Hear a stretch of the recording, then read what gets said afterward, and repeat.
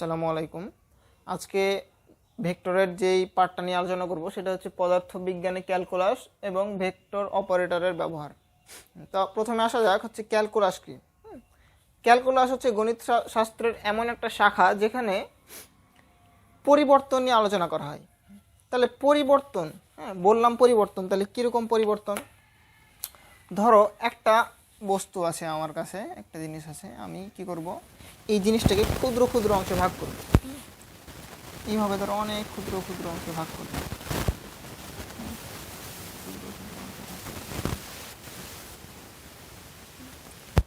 তো ক্ষুদ্র ক্ষুদ্র অংশে ভাগ করলাম। আচ্ছা, আর অন্য একটা ঘটনায় এই ক্ষুদ্র ক্ষুদ্র অংশগুলোকে জোড়া লাগালাম। হ্যাঁ, এই যে ধরো এর ক্ষুদ্র অংশ, এই ক্ষুদ্র অংশ, এই ক্ষুদ্র অংশ, এই ক্ষুদ্র অংশ, এইভাবে আমি অনেকগুলো ক্ষুদ্র অংশ নিয়ে হচ্ছে জোড়া লাগাচ্ছি যে কোনো একটা বড় বস্তু।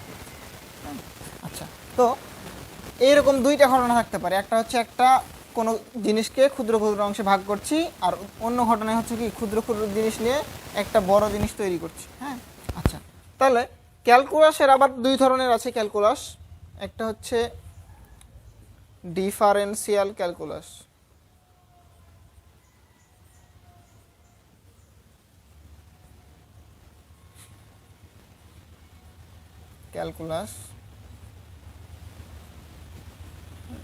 দুই নম্বরে হচ্ছে ইন্টিগ্রাল ক্যালকুলাস।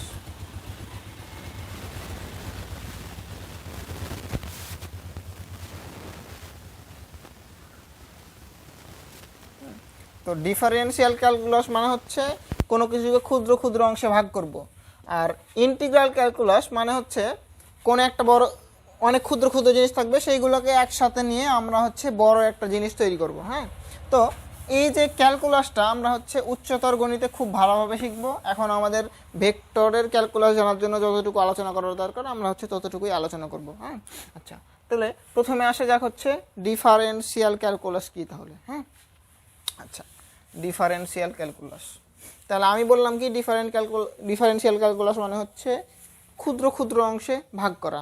এখন তুমি একটা জিনিসকে ক্ষুদ্র ক্ষুদ্র অংশে ভাগ করবা, এখন এই ডিফারেন্সিয়াল ক্যালকুলাসে হচ্ছে কোনো কিছুর সাপেক্ষে আমাকে ক্ষুদ্র ক্ষুদ্র অংশে ভাগ করতে হবে।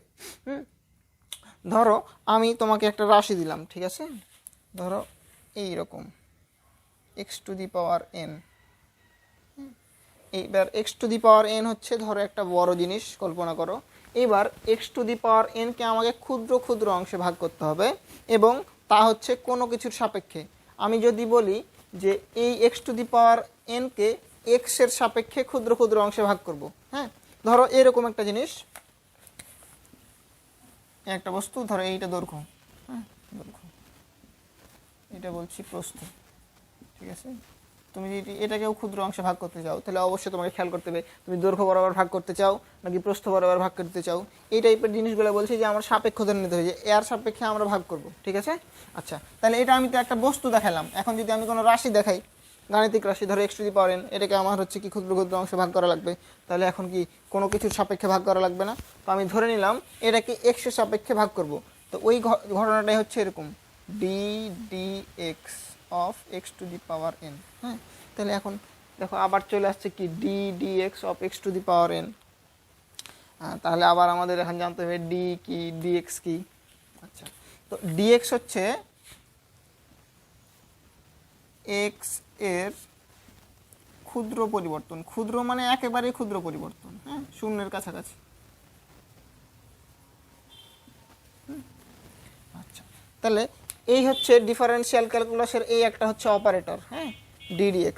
হ্যাঁ, এই অপারেটরের কাজ কি, অন্য একটা বস্তুর অন্য একটা রাশির উপরে প্রয়োগ করলে ওই রাশিটা হচ্ছে ক্ষুদ্র অংশে ক্ষুদ্র ক্ষুদ্র হয়ে যায়। হ্যাঁ, তাহলে আমি এই ddx অপারেটরের কাজ হচ্ছে কোনো রাশিকে ক্ষুদ্র করা।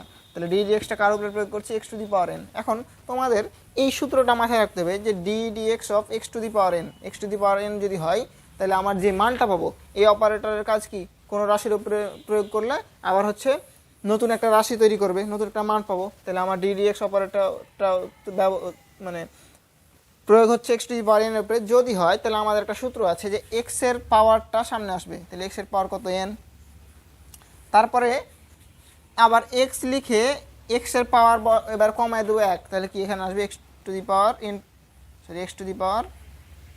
n মাইনাস 1, হ্যাঁ, ddx of x to the power n equal to n x to the power n minus 1। এটা আমাদের খেয়াল রাখতে হবে। তাহলে আমাকে বলো তো, যদি আমরা এটা বের করতে চাই যে dx অফ x কিউব, তাহলে কি হবে? তাহলে এই সূত্র থেকে আমরা কি বলতে পারি যে x এর পাওয়ারটা সামনে আসবে, তাহলে 3 সামনে আসলো, আর x এর পাওয়ার এবার 1 কমবে, x to the power 3 minus 1 মানে 2 না, তাহলে 3x স্কোয়ার পাবো। হ্যাঁ, তাহলে আমরা x to the power n টাইপের বা y to the power n টাইপের বা z to the power n বা এরকম জিনিস আসলে আমরা হচ্ছে কি অন্তরীকরণ করতে পারবো। কি করব? পাওয়ার সামনে আনবো, ভিত্তিটা ঠিক রেখে আবার পাওয়ার 1 কমাই দেবো। হ্যাঁ, তাহলে আমরা পেয়ে যাব কি হচ্ছে অন্তরীকরণের মান। কার অন্তরীকরণের মান? x to the power n এর অন্তরীকরণ মান, এবং কার সাপেক্ষে? x এর সাপেক্ষে। তাহলে এই ঘটনাটাকে বলতে পারি, যদি আমরা কথায় লিখতে চাই, যে x এর সাপেক্ষে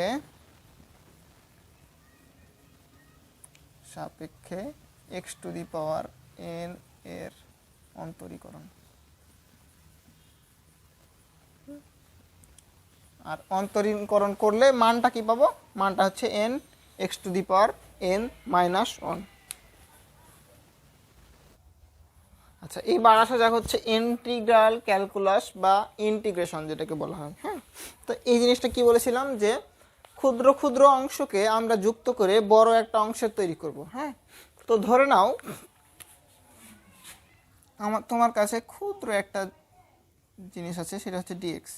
হ্যাঁ, এর আগের বার কি করেছিলাম, কি তোমাকে x to the power n দিলাম, সেটাকে ভাঙতে বললাম। ঠিক আছে, এইবার হচ্ছে কি dx আমি একটা ক্ষুদ্র অংশ কল্পনা করে নিলাম। এখন dx কে আস্তে আস্তে জোড়া লাগাতে লাগাতে লাগাতে বড় একটা জিনিস যদি তৈরি করি, হ্যাঁ, তাহলে হচ্ছে কি আমার মানটা কীরকম আসবে সেটা আমার হচ্ছে দেখা লাগবে। হ্যাঁ, তো এই যে dx কে যদি আমরা যোগজীকরণ করতে চাই, বা যেটাকে বলছি যে ইন্টিগ্রাল ক্যালকুলাস বা যোগজীকরণ, হ্যাঁ, যোগজীকরণ, আর ডিফারেন্সিয়াল ক্যালকুলাস বা অন্তরীকরণ। হ্যাঁ, এখন যোগজীকরণ, তাহলে ধরো আমার dx একটা ক্ষুদ্র অংশ নিলাম। আচ্ছা, এখন হচ্ছে কি যোগজীকরণ করা লাগবে। তো যদি আমাকে এরকম বলা হয় যে যোগজীকরণ করতে হবে x to the power n এর যোগজীকরণ,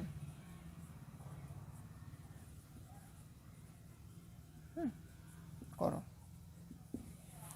তার মানে কি x to the power n আস্তে আস্তে বাড়াতে বাড়াতে বাড়াতে এটাকে ক্ষুদ্র অংশ ধরে নাও। x টু দি পাওয়ার nটাই হচ্ছে আমার ক্ষুদ্র অংশ। এই ক্ষুদ্র অংশ জোড়া লাগাতে লাগাতে বড় একটা মান আসবে বা অংশ আসবে, সেটার মান বের করতে হবে। হ্যাঁ, আর কার সাপেক্ষে এখানে? তাহলে আচ্ছা, যোগজীকরণ করো করলাম। হ্যাঁ, তো এখন তাহলে অন্তরীকরণ করা তো শিখলাম। ঠিক আছে, যে ddx of x to the power n করলেই অন্তরীকরণ হয়ে যাবে। এবার যদি যোগজীকরণ আসে তাহলে কি হবে? যোগজীকরণ আসলে কার যোগজীকরণ দেখো তো? x to the power n না? আচ্ছা, এটার যোগজীকরণ মানে এখানে একটা যোগজীকরণ চিহ্ন লাগবে। হ্যাঁ, এই টাইপের চিহ্ন, একটা কিছুটা সেকেন্ড ব্র্যাকেটের মতো বলতে পারো, সেকেন্ড ব্র্যাকেট না আসলে। হ্যাঁ, আর এই ক্ষেত্রে তোমার হচ্ছে যার সাপেক্ষে যোগজীকরণ করছিস সেই ক্ষুদ্র অংশটা এখানে নিতে হবে dx। হ্যাঁ, এইরকম যদি থাকে তাহলে এইবার আমাদের সূত্রটা হচ্ছে কি, দেখো এইবার x এর পাওয়ার n আছে না, x এর পাওয়ার লব এবং হর থাকবে। x এর পাওয়ার 1 বাড়াবো, তাহলে কত? n plus 1। আবার ওই x এর পাওয়ারটাই নিচে লিখবো, তাহলে নিচে কি? n plus 1। আচ্ছা, আর এই ক্ষেত্রে হচ্ছে তোমার আপার লিমিট আর লোয়ার লিমিট থাকবে। যদি আমি এখানে বলি যে 0 থেকে x, তাহলে নিচে বসাবো 0, নিচে উপরে বসাবো x। ঠিক আছে, আচ্ছা 0 থেকে x না, ধরলাম 0 থেকে 2, এর উপরে বসাবো 2। আচ্ছা, আবার বলি কি হলো, আমাকে বলা হচ্ছে x to the power n যোগজীকরণ নির্ণয় করো। তার মানে যোগজীকরণ চিহ্ন দেবো, x to the power n দেবো, dx দেবো। এই যদি করি তাহলে x to the power n এর যোগজীকরণের সূত্র হচ্ছে x এর পাওয়ার 1 বাড়বে, x to the power n plus 1, আর ওই পাওয়ারটা নিচে লিখবো n প্লাস 1, আর হচ্ছে থার্ড ব্র্যাকেট দিয়ে নিচে দিব লোয়ার লিমিট, উপরে দিব হচ্ছে কি আপার লিমিট। এইবার হচ্ছে লিমিটের মানও বসাতে হবে। হ্যাঁ, আচ্ছা, লিমিটের মান যদি বসানো লাগে তাহলে এই পুরো রাশিতে প্রথমে আমরা আপার লিমিট বসাবো, বিয়োগ হচ্ছে লোয়ার লিমিট। হ্যাঁ, এরকম ঘটনা থাকলে এই দ্বিতীয় লাইনে প্রথমে হচ্ছে ওই ভগ্নাংশে বা ওই রাশিতে থার্ড ব্র্যাকেটের মধ্যেকার রাশিতে প্রথমে আপার লিমিট বসাবো, বিয়োগ তারপর লোয়ার লিমিট বসাবো। তাহলে এখন বলো তো এই জায়গাতে আপার লিমিট যদি বসাই, এখন বলো তো এন এর জায়গায় 2 বসাবো না এক্স এর জায়গায় 2? সবসময় যেটা হচ্ছে চলক আমাদের এক্স চলক, হ্যাঁ, চলকের জায়গায় আমার হচ্ছে কি বসাতে হবে তোমার হচ্ছে কি আপার লিমিট, হ্যাঁ। তাহলে এক্স এর জায়গায় এবার 2 বসাবো, তাহলে কী হবে বলো তো 2n+1 ডিভাইডেড বাই কি n+1 কিনা। এবার বললাম মাইনাস হচ্ছে লোয়ার লিমিট বসাবো। এখন বলো তো জি এক্স এর জায়গায় 0 সামথিং মানে কি 0 কিনা। তাহলে 0 ডিভাইডেড বাই n+1 মানে এখানে 0 আসছে, তার মানে মানটা আসবে আমাদের কত, মানটা আসবে 2n+1 ডিভাইডেড বাই n+1, হ্যাঁ। তো এই যে যে দুইটা সূত্র দেখলাম, যেমন এইদিকে ddx of x⁴n equal to n x⁴n-1, এই দুইটা সূত্র হচ্ছে অন্তরীকরণের, এখানে যে যোগজীকরণ, এই দুইটা সূত্র একেবারেই প্রাথমিক লেভেলের সূত্র, যেটার মাধ্যমে আমরা হচ্ছে অন্তরীকরণ বা যোগজীকরণ শিখি, হ্যাঁ। উচ্চতর গণিতে তোমরা হচ্ছে এর অনেক বিস্তৃত প্রয়োগ দেখতে পারবে, হ্যাঁ। ফিজিক্সে আমাদের দরকার নাই অত কিছু, হ্যাঁ। তো পদার্থবিজ্ঞানে ক্যালকুলাসের ব্যবহারগুলো এখন হচ্ছে আমরা দেখবো, হ্যাঁ। তো প্রথমে আসা যাক হচ্ছে ডিফারেন্সিয়াল ক্যালকুলাস বা অন্তরীকরণের প্রয়োগগুলো কীরকম, হ্যাঁ। আচ্ছা, তো দেখো বেগের সঙ্গে আমরা কি জানি, বেগ হচ্ছে কি সময়ের সাপেক্ষে কোনো বস্তুর হচ্ছে অবস্থানের পরিবর্তন, হ্যাঁ। সময়ের সাপেক্ষে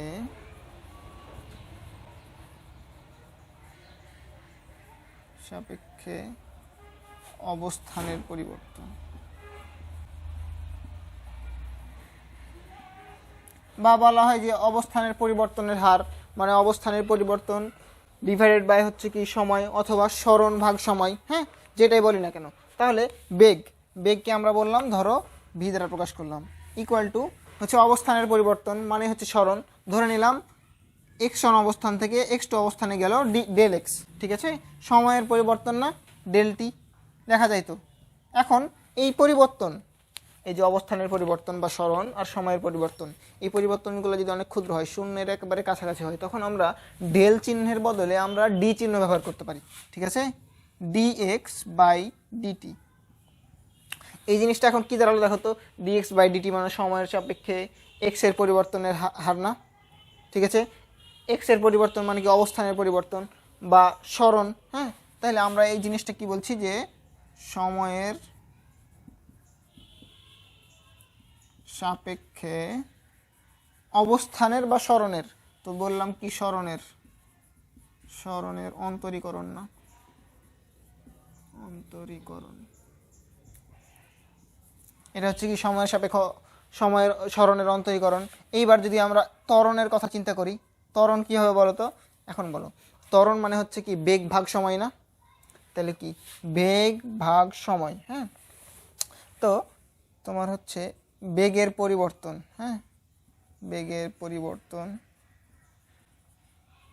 ডিভাইডেড বাই কি সময়ের পরিবর্তন,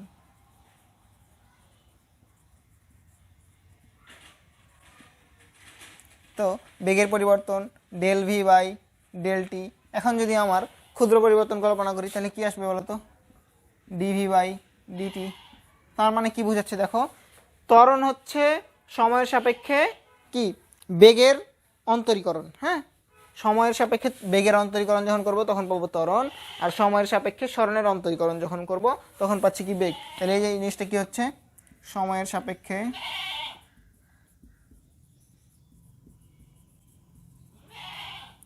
বেগের অন্তরীকরণ।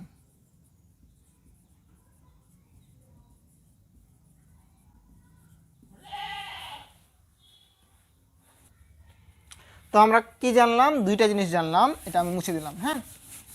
কি জানলাম, যে বেগ equal to V equal to dx by dt, A equal to dv by dt. আচ্ছা, তো এখন আরেকটা জিনিস খেয়াল করো, এবার আমরা এই ভি এর মানটা বসাই দেব। ভি এর মান বসালে কি আসবে বলো তো, d dt, v equal to dx by dt না, ডিএক্স বাই ডিটি। আচ্ছা, তাহলে কি আসবে, ডি স্কোয়ার এক্স ভাগ ডি টি স্কোয়ার।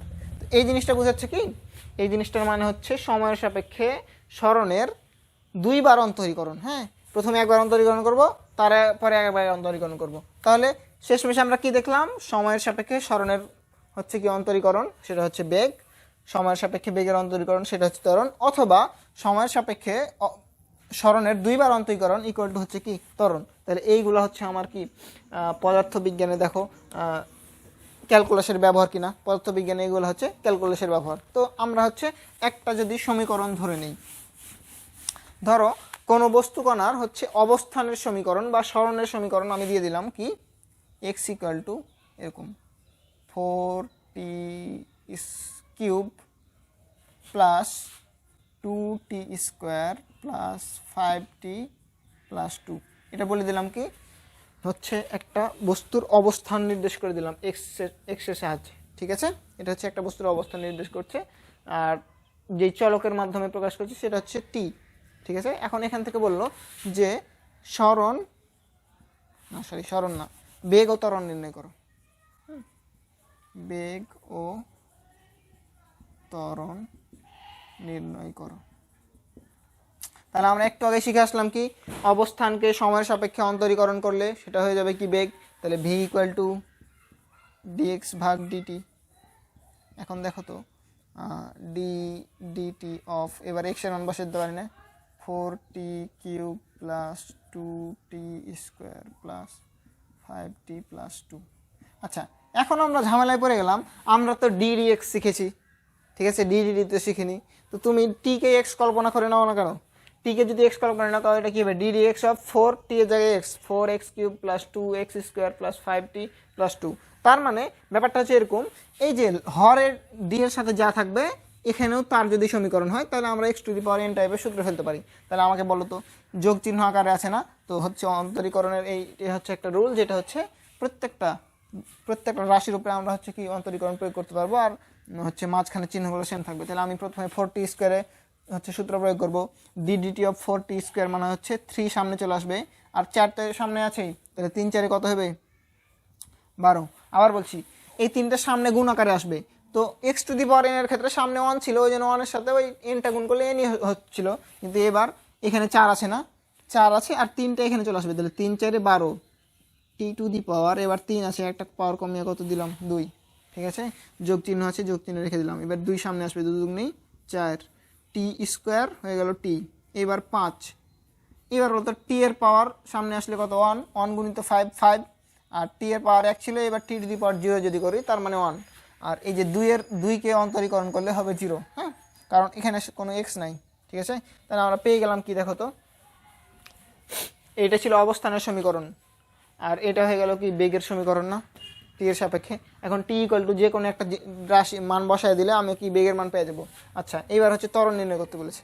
এখন কি বলতো, ত্বরণ ইকুয়াল টু আমরা কি জানি, dv/dt না, ডিভি তো অলরেডি ডি, তাহলে ডিডিটি অফ ভি, ভি এর মান বেশ বসাতে পারি না, কত 12t² প্লাস 4t+5, ঠিক আছে। এইবার এইখানে আবার সমীকরণ বসে 12 দুগুণী 24t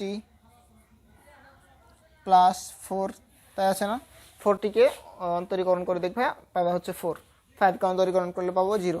তাহলে আমি দেখো বেগের সমীকরণও পেয়ে গেছি, হচ্ছে ত্বরণের সমীকরণও পেয়ে গেছি। এখন তোমাকে যদি বলা হয় যে t=1 হলে, প্রশ্নই দেওয়া ছিল ধরো যে t=1 হলে বেগ ও ত্বরণের মান, বেগ ও ত্বরণের মান কত। তাহলে দেখো বেগের সমীকরণ পেয়ে গেছি না, বেগের মান বসে, তার মানে টি এর জায়গায় 1 বসে দেবো, তাহলে 12 গুণিত 1² প্লাস 4 গুণিত 1 প্লাস 5, তাহলে কত আসবে দেখো, হচ্ছে 12 আর 4 16, আর 5 হচ্ছে কত 21 মিটার পার সেকেন্ড বেগ পেয়ে গেছি। এইবার t=1 হলে ত্বরণের মানও পাবো না, 24 গুণিত 1 প্লাস 4, তার মানে 28 মিটার পার সেকেন্ড স্কোয়ার। হ্যাঁ, এই হচ্ছে যে আমাদের অবস্থানের সমীকরণ দেওয়া থাকলে আমরা বেগও বের করতে পারবো, ত্বরণও বের করতে পারবো। হ্যাঁ, এরকম আরও অনেক প্রয়োগ আছে যেটা হচ্ছে ক্যালকুলাসের ব্যবহার পদার্থবিজ্ঞান। হ্যাঁ, ওগুলো হচ্ছে অন্যান্য অধ্যায়ে আমরা আস্তে আস্তে শিখতে থাকবো।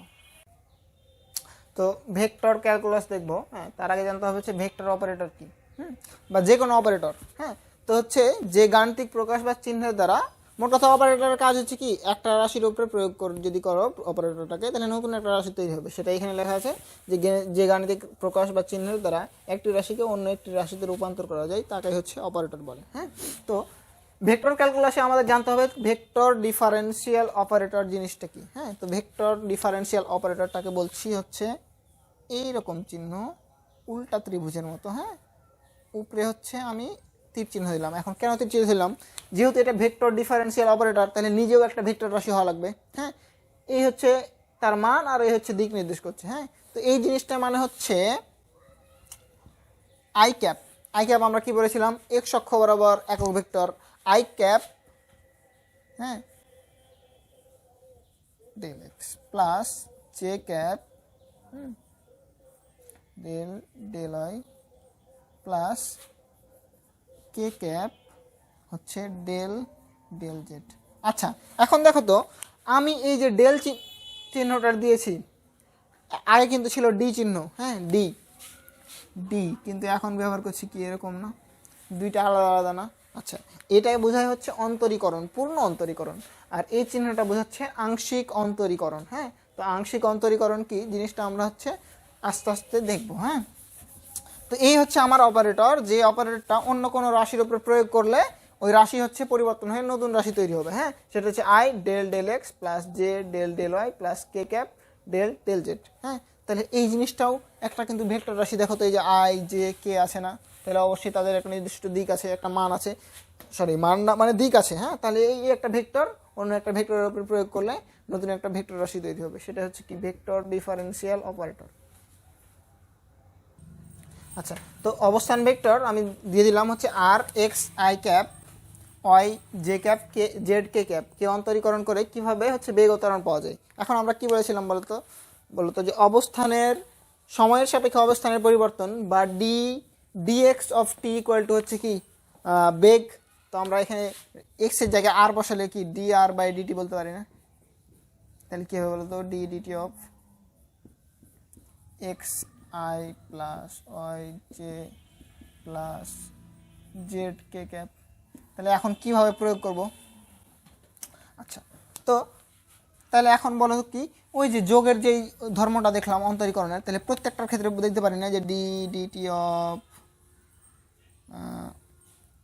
এক্স আর আই হচ্ছে কি একটা একক ভেক্টর, আইটা সামনে দিতে পারি plus j d dt of y plus k d dt of z. এখন এক্স ওয়াই জেড এর জায়গায় যদি আমরা হচ্ছে কি টি এর ফাংশন নিতে পারি, টি এর ফাংশন যদি নিই তাহলে কিন্তু আমরা মানগুলো বের করতে পারবো। হ্যাঁ, এরকম অঙ্ক তোমরা হচ্ছে নিজে যে বই থেকে প্র্যাকটিস করবা। হ্যাঁ, আচ্ছা, তো এবার কি ত্বরণ যদি বের করতে বলে তাহলে এখন কি করবো বলো তো, এই যে মানটা পাবো এখানে আবার কি কোন একটা নতুন একটা মান পাবো না, ওই মানটাকে আবার হচ্ছে কি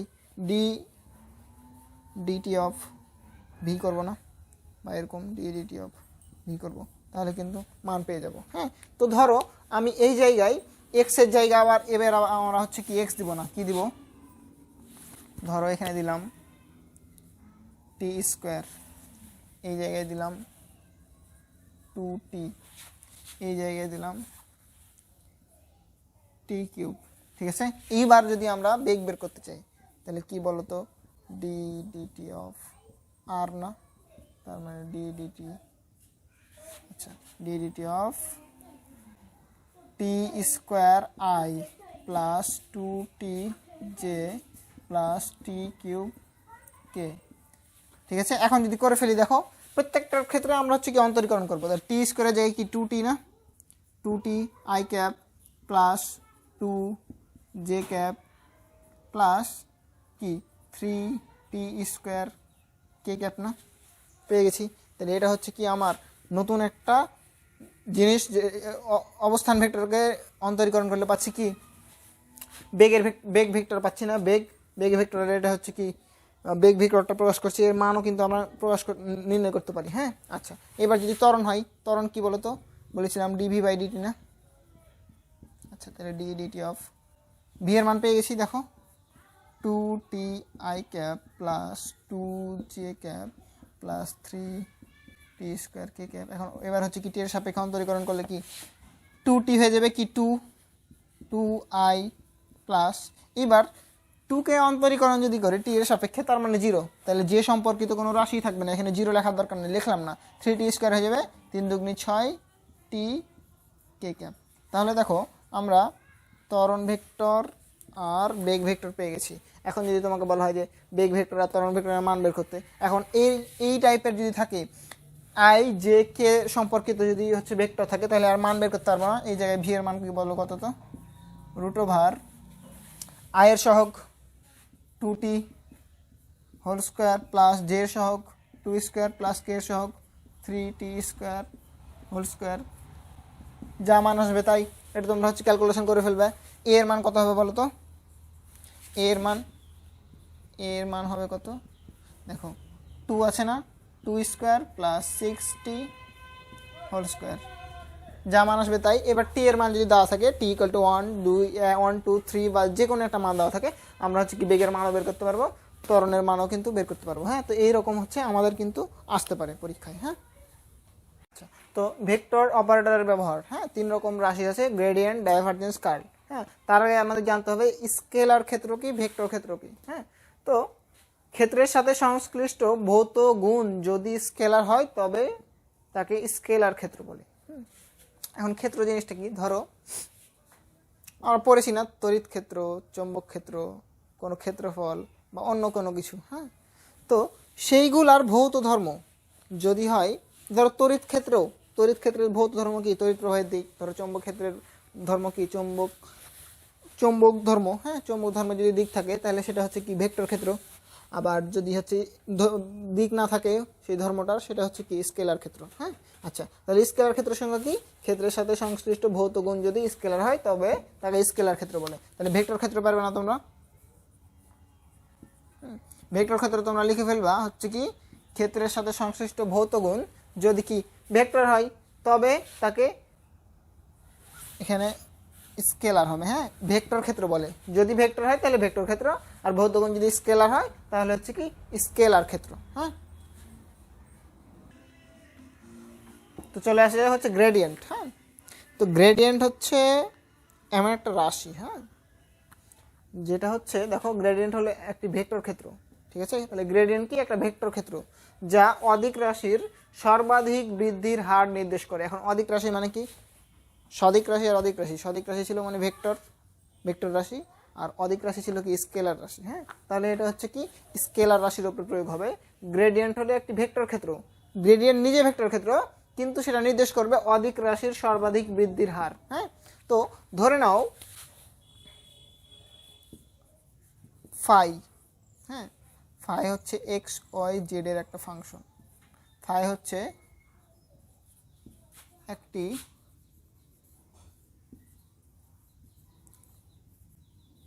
অধিক রাশি, ঠিক আছে। ফাই হচ্ছে একটি অধিক রাশি। আচ্ছা, তাহলে ফাই হচ্ছে এক্স ওয়াই জেড এর একটা ফাংশন, এটা হচ্ছে একটা অধিক রাশি, অথবা বলতে পারি অধিক ক্ষেত্র। হ্যাঁ, অধিক রাশির একটা ক্ষেত্র, ঠিক আছে। এখন যদি ফাইয়ের আমাদের গ্রেডিয়েন্ট বের করতে হয়, হ্যাঁ, তো গ্রেডিয়েন্ট মানে বলছি গ্রেডিয়েন্ট GRAD। হ্যাঁ, গ্রেডিয়েন্ট প্রকাশ করছি, গ্রেডিয়েন্ট অফ ফাই। এইটা মানে হচ্ছে এই ফাই রাশি এবং ন্যাবলা আছে না, ভেক্টর ডিফারেন্সিয়াল অপারেটর, তার হচ্ছে সাধারণ গুণ। হ্যাঁ, যে দুইটা গুণ আকারে যদি লিখি যে ন্যাবলা ফাই লেখা যায়, গ্রেডিয়েন্ট অফ ফাইও কিন্তু তা, ঠিক আছে। এখন বলো তো ন্যাবলার মান আমরা জানি না, কি বলো তো, আই ক্যাপ, এই যে ডেল এক্স আংশিক অন্তরীকরণ plus J cap del Y plus কে ক্যাপ ডেল জেড, এইটা হচ্ছে কি তার সাথে হচ্ছে ফাই। এখন বলো তো ফাইগুলা ভিতরে নিয়ে নিতে পারি না, এই ফাই হচ্ছে প্রথমটার ভিতরে, ফাই হচ্ছে এখানে গুণ আকারে লেখা যায়। যদি লিখি তাহলে কি হবে, আই থেকে গেল del phi del x plus J, ঠিক আছে, জে ক্যাপ থেকে গেল del phi del Y plus কে ক্যাপ থেকে গেল ডেল ফাই ডেল জেড। হ্যাঁ, তার মানে ফাই এর ডাইভারজেন্স, একটা হচ্ছে স্কেলার ক্ষেত্র আছে, অধিক ক্ষেত্র বা স্কেলার ক্ষেত্র আছে হচ্ছে ফাই, যেটা হচ্ছে এক্স ওয়াই জেড এর একটা ফাংশন। তাই যদি হয় তাহলে গ্রেডিয়েন্ট অফ ফাই মানে হচ্ছে ন্যাবলা ইন্টু ফাই। তাহলে ন্যাবলার মান বসালাম, ফাইয়ের মান বসালাম, তাহলে গ্রেডিয়েন্ট অফ ফাই হচ্ছে কি i del del phi of del x plus J cap del phi by del Y plus K cap del phi by del z. এটাই হচ্ছে আমার কি গ্রেডিয়েন্ট। হ্যাঁ, তাহলে এই সম্পর্কিত একটা আমরা হচ্ছে অঙ্ক দেখব। তো গ্রেডিয়েন্টের ভৌত তাৎপর্য, তিনটা ভৌত তাৎপর্য আছে। প্রথমটা আমরা আগে শিখে ফেলেছি। হ্যাঁ, স্কেলার রাশির গ্রেডিয়েন্ট, আগেই বলেছিলাম কি গ্রেডিয়েন্ট সবসময় স্কেলার রাশির উপরে প্রয়োগ করব। গ্রেডিয়েন্ট হচ্ছে একটা অপারেটর। হ্যাঁ, ওই অপারেটরটা হচ্ছে কার উপরে প্রয়োগ করব, স্কেলার রাশির উপরে প্রয়োগ করব। হ্যাঁ, স্কেলার রাশির গ্রেডিয়েন্ট একটি ভেক্টর ক্ষেত্র। হ্যাঁ, স্কেলার রাশির উপরে প্রয়োগ করব গ্রেডিয়েন্ট, কিন্তু হয়ে যাবে কি ভেক্টর ক্ষেত্র, যা একটি ভেক্টর রাশি। হ্যাঁ, ভেক্টর ক্ষেত্র হলে অবশ্যই সেটা ভেক্টর রাশি। আর উক্ত ভেক্টর রাশির, কোন ভেক্টর রাশির, এই যে ভেক্টর রাশি। হ্যাঁ, কোনো স্কেলার রাশির গ্রেডিয়েন্ট যেটা পাবো সেই ভেক্টর রাশিটার, উক্ত ভেক্টর রাশির মান ওই স্কেলার রাশির সর্বাধিক বৃদ্ধির হারের সমান। হ্যাঁ, সর্বাধিক বৃদ্ধির হারের সমান। হ্যাঁ, আর 3 নম্বরে হচ্ছে স্কেলার রাশির পরিবর্তন শুধু বিন্দুর স্থানাঙ্কের উপর নির্ভর করে না, যেদিকে এর পরিবর্তন দেখানো হয় সেদিকের উপর নির্ভর করে। হ্যাঁ, তো এই বৈশিষ্ট্যগুলো বা ভৌত তাৎপর্যগুলো আমাদের হচ্ছে মাথায় রাখতে হবে, এমসিকিউ আসতে পারে। হ্যাঁ,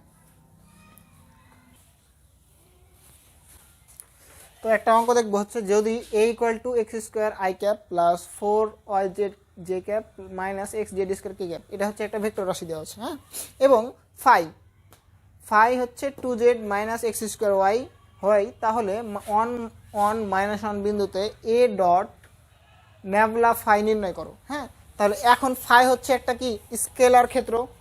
স্কেলার ক্ষেত্রের উপরে প্রথমে আমরা কি করব, দেখো এ ডট পরে আসছি, ন্যাবলা ফাই মানে কি গ্রেডিয়েন্ট অফ ফাই। তাহলে প্রথমে আমরা গ্রেডিয়েন্ট অফ ফাই বের করব, তারপর যেই ভেক্টর রাশিটা পাবো বা ভেক্টর ক্ষেত্রে পাবো তার সাথে এ এর হচ্ছে কি ডট গুণন করব। হ্যাঁ, তাহলে প্রথমে কাজ কি আমাদের ন্যাবলা ফাই বের করা। ন্যাবলা ফাই, আচ্ছা ন্যাবলা ফাই মানে কি ছিল বলো তো, আই ক্যাপ ডি ফাই বা ডেল ফাই বাই কি ডেল এক্স না, plus J cap del phi by del Y plus K cap del phi by del z কিনা। আচ্ছা, তাহলে এইবার প্রত্যেকটা জায়গায় ফায়ের মান বসাই দিব না।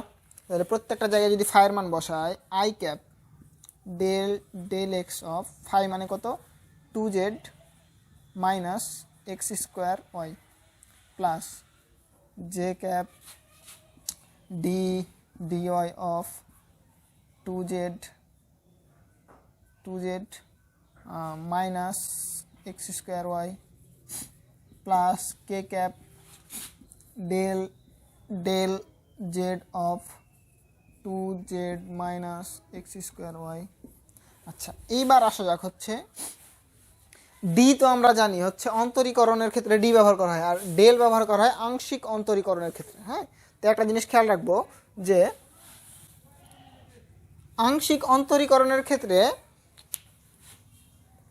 যার সাপেক্ষে অন্তরীকরণ করছি ওই রাশি বাদে বাকি সবগুলোকে আমার ধরতে হবে কি ধ্রুবক। হ্যাঁ, বাকি সবগুলোকে ধরতে হবে ধ্রুবক। তাহলে এখন বলো তো আই রেখে দিলাম del del x of 2z minus x square y. এখন ধরো কিচ্ছু নাই, এই রাশিটা আছে, তাহলে কি প্রথমে 2z এর উপরে ব্যবহার করব, তারপর কি মাইনাস এক্স স্কোয়ার ওয়াই এর উপরে ব্যবহার করব। এখন বলো তো del del x of 2z, এটা ধ্রুবক হয়ে যাচ্ছে না? দেখো এটা এক্স এর ফাংশন, এক্স বাদে সব কিছু ধ্রুবক, এটা পুরোটাই ধ্রুবক। আর ধ্রুবকের অন্তরীকরণ মানে হচ্ছে কি শূন্য, তাহলে প্রথমটার জন্য শূন্য। এবার পরেরটার ক্ষেত্রে চলে আসবো, পরেরটার জন্য কি আসছে দেখো del del x of minus x square y. এইবার বলো তো এক্স এর সাপেক্ষে এক্স এর না, তাহলে বাকি সব কিছু ধ্রুবক। এখন তাহলে বলো এক্স স্কোয়ার, এটা হয়ে যাবে কি 2x না, তাহলে এখানে চলে আসবে কত মাইনাস 2xy। আবার খেয়াল করো এটার জন্য 0 আর এটার জন্য হচ্ছে শুধুমাত্র এক্স স্কোয়ারটা হচ্ছে কি এক্স এর ফাংশন, তাহলে এক্স স্কোয়ারের অন্তরীকরণ হচ্ছে কি 2x, আর সাথে ধ্রুবক আছে ওয়াই, ওয়াইটা গুণ করে দিলাম, তাহলে হলো কি 2xy, মাইনাস ছিল মাইনাসটা সামনে নিয়ে দিলাম। ঠিক আছে, তাহলে এইটার কাজ শেষ, এইটুকুর কাজ আমাদের হচ্ছে কি শেষ। ঠিক আছে, আচ্ছা এইবার প্লাস জে ক্যাপ দিয়ে দিলাম। এইবার পরিবর্তনশীল কে ওয়াই না, ওয়াই এর সাপেক্ষে 2z করলে কি 0, মাইনাস মাইনাস ধরো এখানে বসাই দিলাম, ঠিক আছে, মাইনাস। এইবার del del y of minus x square y, এবার কি ওয়াই পরিবর্তনশীল, তাহলে ওয়াই এর সাপেক্ষে ওয়াই এর অন্তরীকরণ হচ্ছে 1, তাহলে কি থাকলো 1 ইন্টু এক্স স্কোয়ার, তাহলে এক্স স্কোয়ার প্লাস। এইবার বলো তো পরিবর্তনশীল কে জেড না, তাহলে এবার 2z কে যদি অন্তরীকরণ করি, 2 হচ্ছে ধ্রুবক, জেড এর অন্তরীকরণ জেড, ঠিক আছে, জেড এর অন্তরীকরণ জেড, তাহলে কি থাকলো কে ক্যাপ ইন্টু 2 আর মাইনাস এক্স স্কোয়ার ওয়াই, এই পুরোটাই ধ্রুবক, ধ্রুবকের অন্তরীকরণ হচ্ছে 0, তাহলে আমার কি আসলো দেখো minus 2x y i cap minus x square j cap plus 2 k cap. তাহলে ন্যাবলা ফাই বা গ্রেডিয়েন্ট অফ ফাই কি পেলাম, minus 2x y i cap minus x square j cap plus 2 k cap. এখন আমাদের বের করতে হবে কি এ ডট ন্যাবলা ফাই না, তাহলে ন্যাবলা ফাইয়ের সাথে আমি কি এ ডট গুণন করবো। হ্যাঁ, তো আমি উপরটা মুছে দিলাম।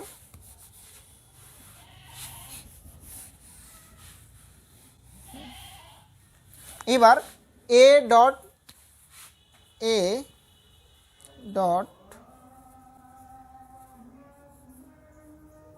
ন্যাবলাফাই, তো এ ডট ন্যাবলাফাই বের করবো আমরা, ন্যাবলাফাই বের করে রেখেছি, এই যে এ বসায় দিই, এ কত x square i cap plus 4y z j cap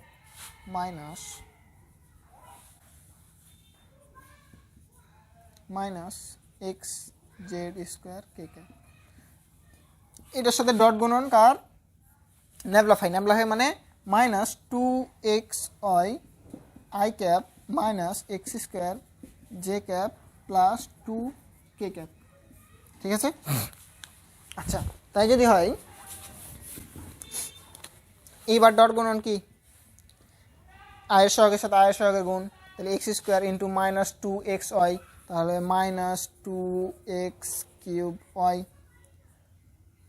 প্লাসে মাইনাসে minus 4yz into x square, তাহলে কী হবে 4x square Y Z minus প্লাসে minus x Z square into 2, তাহলে 2x জেড স্কোয়ার। দেখো এ ডট ন্যাবলাফাই হচ্ছে একটা স্কেলার রাশি। কেন স্কেলার রাশি?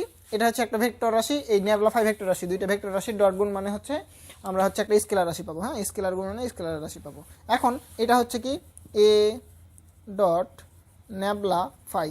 এখন বলা হয়েছে কি প্রশ্নে এ ডট ন্যাবলাফাইয়ের মান বের করতে হবে, বিন্দু দেওয়া আছে 1 1 1, তার মানে এক্স এর মান 1, ওয়াই এর মান 1, জেড এর মান -1, তাহলে 1 1 -1 বিন্দুতে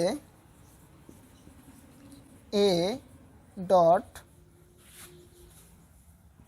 ন্যাবলাফাই ইকুয়াল টু, এবার কি বসাবো, এই যে মানটা পেয়েছি সব মান বসাই দেবো, মাইনাস 2 এক্স এর মান কত 1 কিউব, ওয়াই এর মান কত 1, মাইনাস 4 1 স্কোয়ার 1 -1, ঠিক আছে না, মাইনাস 2 ইন্টু 1 ইন্টু -1 স্কোয়ার, তাহলে কি আসছে দেখো মাইনাস 2 মাইনাসে মাইনাসে প্লাস 4